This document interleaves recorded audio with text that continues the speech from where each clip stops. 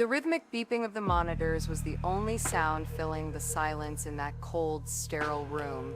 I stood there, feeling the stifling air hug my lungs, watching an array of white coats and bustling attendants glide past the cracked door. Little did they know a peculiar message had shattered my fragile equilibrium. An anonymous note scribbled hastily on crumpled paper was thrust into my hand as I was making my way to the intensive care wing. Don't trust him. He's not who he claims to be. The letters seemed to pulse, alive under the harsh fluorescent lights, while my mind turned into an echo chamber of doubts and unanswered questions. Who left this note? And more terrifyingly, who was he? The hospital, once a haven of healing, now seemed nothing more than a labyrinth of shadows and whispers. My heart pounded wildly in my chest, matching the erratic rhythm of the machines as I tried to process this unknown danger lurking among the corridors. Each face I passed suddenly masked potential deceit under its guise of professional calmness. Before I continue, if you are feeling what I am feeling right now, please leave a like. It helps me keep going. I swallowed hard, feeling the peculiar sensation as the note turned my own doubt into a tangible presence. The waiting room was filled with the usual symphony of hushed conversations and hurried footsteps, yet the whispered words from the note echoed louder in my mind.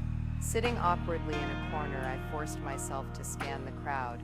Could it be the stern doctor who never seemed to meet my eye, or perhaps the overly friendly nurse who always lingered a moment too long? Anxiety crept along my spine, chilling me despite the warmth of the hospital. Every interaction felt loaded, every smile, every touch seemed tinged with insincerity. The faces of family members around me showed fatigue, a shared suffering I could relate to, yet I was isolated by the deeper concern plaguing my thoughts. My concentration flickered between the note and the surroundings, wondering when clarity would emerge from the fog of my unease. The sterile smell of disinfectant, mixed with a subtle hint of coffee left abandoned in its pot, only reinforced the blend of real and unreal, familiar yet foreign. Gradually, those around me resumed their mundane conversations, unaware of the tempest within me. With each tick of the clock, an unsettling realization began to form. The unknown sender of this note had either aimed to protect me or deceive me, leaving the weight of discernment solely on my shoulders.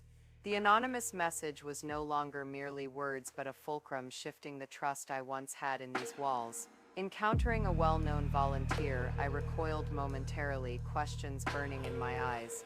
Our routine exchange felt tainted, but why?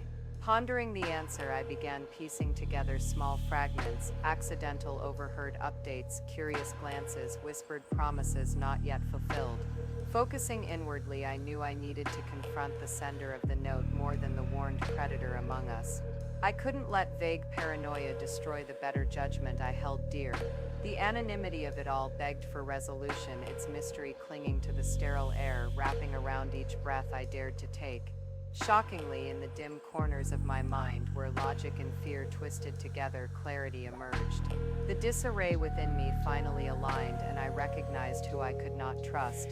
That realization came not from the behavior of others, but from my own battered intuition screaming for attention amidst the hospital's chaos. A betrayal so close stung deeper than any scalpel ever could. The secret behind the message revealed a misaligned fear. Someone in my own life bore deep deception. Hardly a place for resolutions, those fluorescent halls illuminated more than just the corridors. They unveiled truths I needed to embrace but had dared not confront. This revelation tied a transient knot between my heart and mind, reconciling trust with reality.